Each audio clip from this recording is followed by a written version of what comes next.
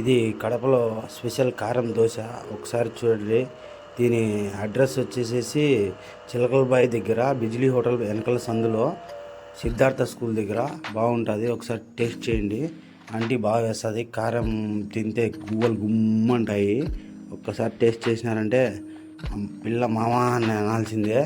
అంత టేస్ట్గా ఉంటుంది, బాగుంటాయి. చూడండి, కారం పచ్చి గట్టి కారం వేస్తుంది. దోశ కూడా భలే ఉంటుంది. గుడ్డు దోశ తీసుకోవాలి ఆంటీ కాడ, హైలైట్గా ఉంటుంది.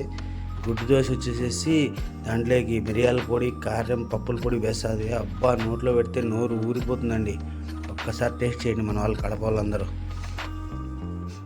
అడ్రస్ తెలుసు కదా, చెప్పినాను.